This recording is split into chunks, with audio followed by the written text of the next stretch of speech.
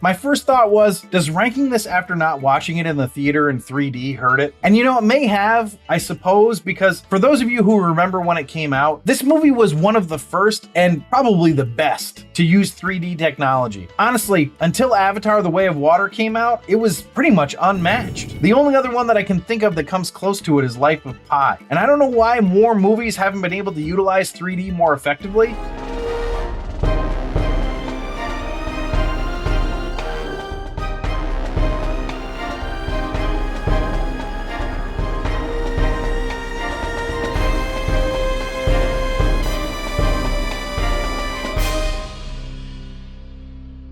Welcome back to The Rank. I'm John, and today we're going to be continuing to rank action movies. Now, for those of you that are not familiar with the show, the agenda for the episode is I go over some facts and tidbits that I found out about the movie that I call the potent notables. Then I go to the movie overview, which is just me talking about the movie from beginning to end. And then I do the rank, the namesake of the show, where I rank the movie in 10 categories on a scale of 1 to 5, 1 being the worst, 5 being the best, all action movie categories, all to figure out what are the best action movies of all time. And today I'll be ranking Avatar, the 2009 action epic starring Sam Worthington, Zoe Saldana, and Sigourney Weaver, and written and directed by James Cameron. Now, if you're enjoying these rankings or you just like the idea of reviewing an action movie based on it being an action movie, then please consider subscribing and or following, like the episode, comment. You can send me an email at info@therankpodcast.com with suggestions, comments, questions, whatever. I will respond to you. If you super duper like it and you want to support us, you can support us at our Patreon channel at patreon.com/therankpodcast. Now, the idea here is to rank both Avatar 1 and 2 before Avatar 3 comes out at the end of this year. Now, this movie has been out for 16 years, so there will be spoilers for this. So if you haven't seen it yet, you should watch it before listening to or watching this. Let's find out how Avatar ranks on the all-time action movie list, starting with the potent notables.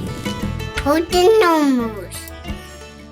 So as always, we start the potent notables with the box office info. In Avatar's original release, it made a whopping $749.8 million domestically and $2 billion internationally for a worldwide total of $2.7 billion, which makes it the top grossing movie of all time. But they weren't done, because they re-released it 5 more times in different markets, which pushed the domestic total to $785.2 million and the international to $2.1 billion for a worldwide total of $2.9 billion. And this was against the budget of $237 million, which was crazy high at the time, though it was sort of tame compared to the relative budget of Titanic in 1997, another James Cameron movie. I mean, think about it like this. In 1997, he spent $200 million on Titanic, and then he only spent $37 million more on Avatar 12 years later. It just seems like it always works out for him. I don't know how he does it. Now, the question was, why did he wait 12 years from Titanic to Avatar? He originally planned to have the film completed for release in 1999. At the time, the special effects he wanted increased the budget to $400 million,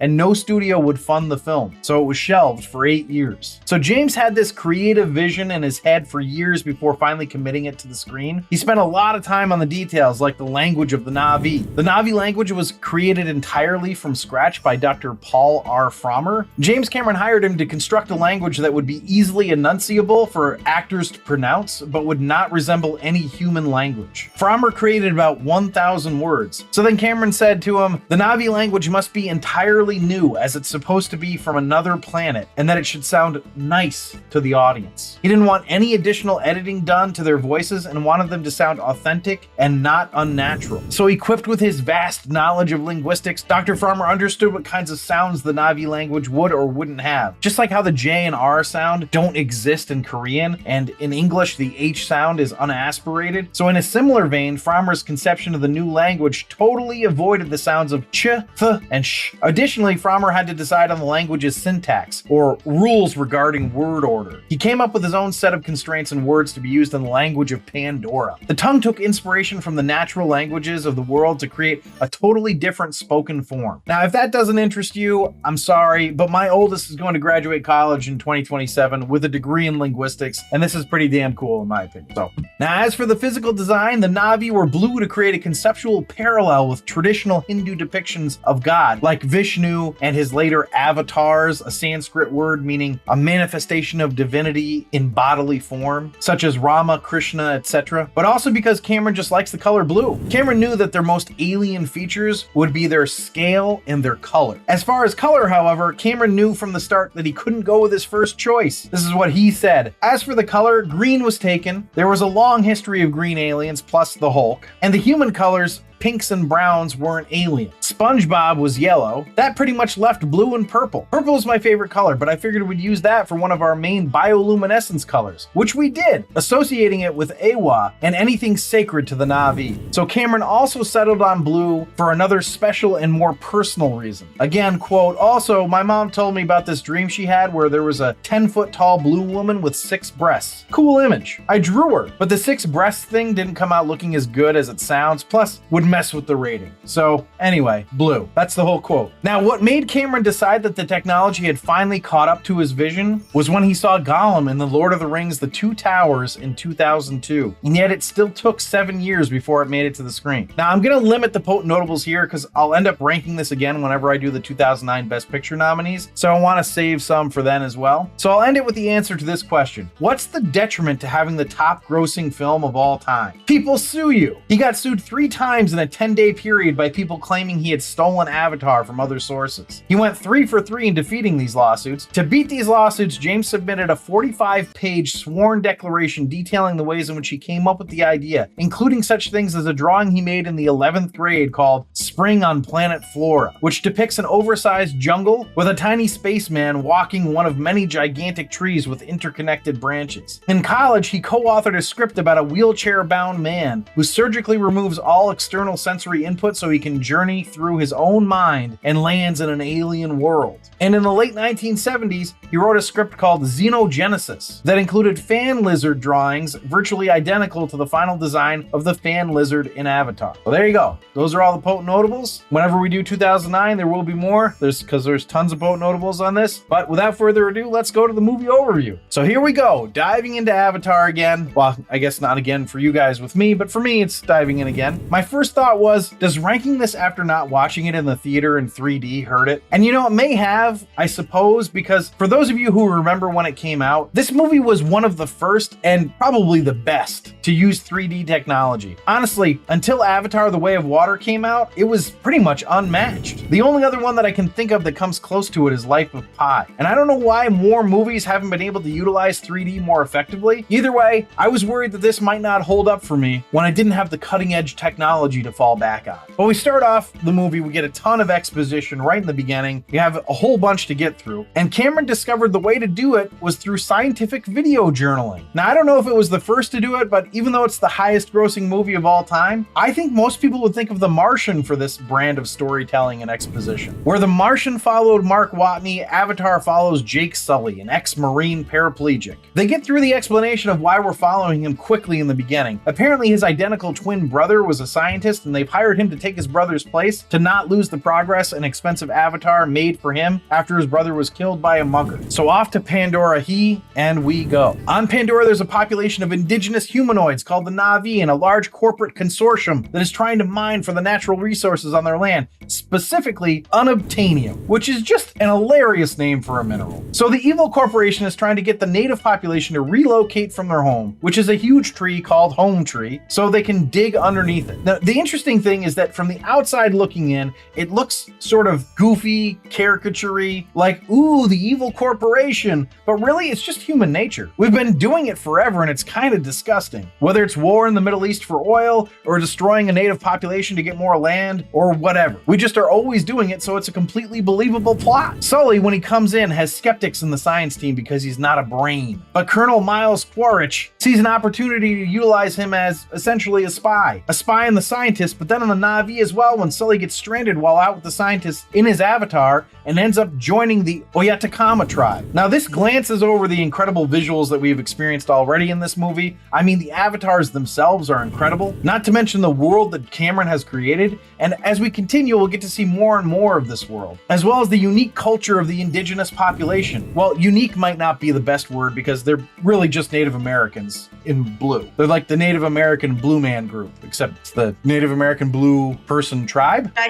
think we'd better stick with the script. Of course, Sully being included in the Oyatakama tribe means that he has become indispensable to the scientists and extremely valuable to the corporation. When the scientists realize that he's giving the military mercenaries information, they decide to move their lab to the floating mountains of Pandora. Now, these mountains, visually, super freaking cool. However, I mean, come on, you really have to suspend your disbelief when it comes to this aspect of the world that was created. Of course, this leads you down several wormholes because they establish that the air is toxic for humans, right? But it also means that there isn't enough oxygen to support combustion, so no fire. And look, in reality, who gives a shit, right? These are storytelling tools, and it doesn't matter if the physics don't work, but you know, they don't. James Cameron takes the whole natives are one with the land thing to a whole new level here, where they can actually commune with plant life through like tentacle things in their hair. Now, I'm making fun a little bit, but it's honestly pretty cool. I especially enjoyed the bonding with Ekrons and eventually Turuks, as well as horses, or at least Pandora's version of horses. I did wonder about the biology here because it seems like everything is very reptilian, even the humanoids, but the Na'vi females did have breasts, and they all had belly buttons, leading me to believe that they were carried and don't come from an egg. But what about the reptilian horses and dogs and everything? I mean, it doesn't really matter, I'm just curious. The crux of this movie, though, is the battle between the evil corporation and the divine natives. What surprised me was that the story actually had their home destroyed. It's a viscerally painful scene and really makes you hate the villains. After their home is destroyed, which causes a short-lived rift between Neytiri and Sully, who have fallen in love, by the way, Sully decides to become Turuk Makto and get all the clans to unite against the enemy. Turuk Makto was a fabled,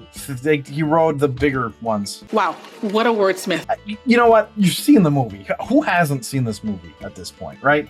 So Sully is playing the role of Tecumseh here. You know, if Tecumseh were a white guy dressed as a native that convinced all the natives that he could save them. I wonder if that storyline would feel the same if they had Idris Elba or Will Smith or something playing the lead role instead of Sam Worthington. Oh, and by the way, can you imagine sleeping with a girl who then says, "We are mated for life now," or heck, the other way around as well, for you ladies out there? I feel like they should have had him do an afraid grunt or something, you know, just for a second. I think that would have been fun. Now, when the white savior comes back as Turuk Makto, all the natives follow him into battle, and we get an epic battle to save the soul tree and force the aliens off Pandora, the aliens being the humans. Of the human allies, we only lose Grace, but a lot of the Na'vi die in the battle. Of course, thanks to Jake Sully and Neytiri, they prevail and kick all the humans off their world, except for the scientists. Then Jake has his soul, essence, mind, whatever you want to call it, transferred from his human body to his Na'vi avatar body through Awa. So again, the physics really don't matter for this movie. If you're gonna have something like that happen, you can't really complain that there's floating mountains, right? But let's see how this movie ranked.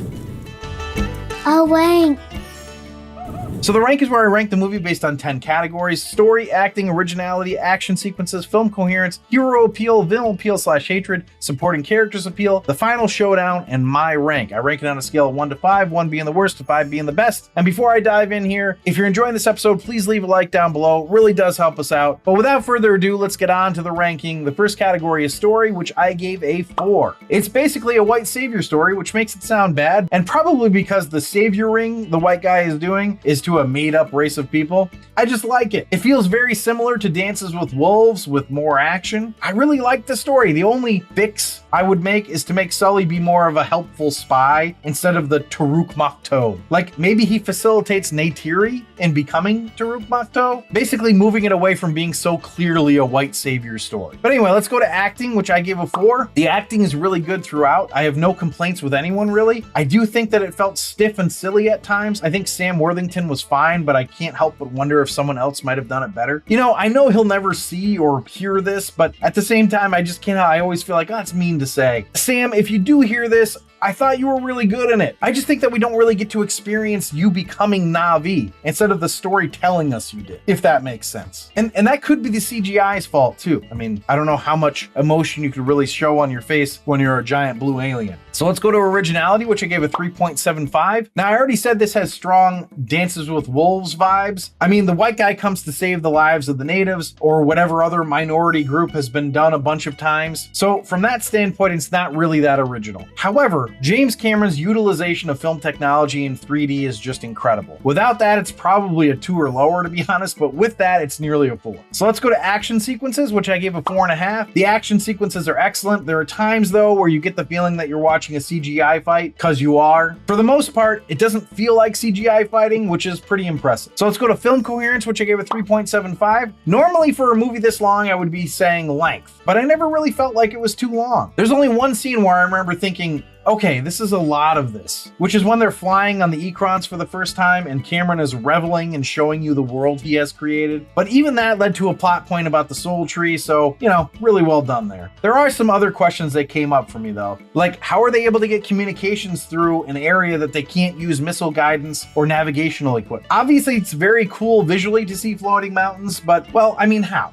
Right? Their arrows don't work with the bulldozer windows, but they do with the aircraft windows. Also, it felt like the scaling of things was a bit off at times. Like Sully's human hand looks kind of large on Neytiri's face. Shouldn't it have been a bunch smaller? It just felt like sometimes they were huge giants and other times they just weren't as much bigger as I thought they were. Also, as mentioned before, no fire on Pandora is possible based on the parameters that they set out, but you know, whatever. All right, so let's go to hero appeal, which I gave a 3.25. Okay, 3.25 is a decent score because I like Sully. It's not a great score because he's just, I don't know, a little blah. And this is where I wonder about another actor playing the role, but still, I was rooting for him, so there's that. But let's go to villain appeal / hatred. I gave that a 4.5. Okay, so Colonel Miles Quaritch is a freaking badass. He was a villain where you definitely didn't like him, but you had to respect him. I mean, holding his breath and shooting at the aircraft as it flew away was intense. He had a perseverance to him that was impressive as well. I sort of wish the role of him and Sully were reversed. Like, the Colonel would have been a formidable white savior. All right, so let's go to supporting characters appeal, which I gave a 4.75. This was a surprisingly strong point of this movie. I enjoyed all the supporting characters. Grace was great, although kind of a bitch for smoking on a world with a lack of breathable air. Giovanni Ribisi's character is sort of delightfully slimy. The nerdy science guy was fun. I really enjoyed Michelle Rodriguez's character as well. And obviously, Neytiri, she's great. All the Na'vi were great. So yeah, it was great. So let's go to Final Showdown, which I gave a 5. Honestly, it doesn't get much better than this. Great catharsis, formidable villain, and stopped by the right character, Neytiri and not Sully. So let's go to the final category, my rank, which I gave a 4.5. You know, when I started to rewatch this, I thought, will this hold up for me? And I was happy that it did. I remember seeing this in the theater and just being completely awed by it. But 16 years later, the technology doesn't awe you as much. So would the story keep me invested? And it definitely did. Hard to go wrong with this one. All right, so that puts the total for Avatar at a 42, which puts it in the tier Supreme Cinema. And it ended up above Thunderbolts and just below the first Mission Impossible. And I think that fits pretty well, actually. Now, as a reminder, we're going to be revisiting Avatar at some point when I rank the 2009 Best Picture nominees, and I am curious how the ranking will look from that standpoint. Like, is it better as an action movie or better as just a dramatic film? I guess we'll find out when I do it. But thanks for listening and or watching. If you'd like to see an updated list of our action movie rankings, you can do that on our website at therankedpodcast.com. Remember to subscribe, review, and comment, and please consider supporting us on our Patreon site at patreon.com/therankedpodcast, where you can get access to all of our archived episodes. And remember, if you enjoyed the episode, please leave a like down below. It really does help us out. But that's the end. So, que yiva me.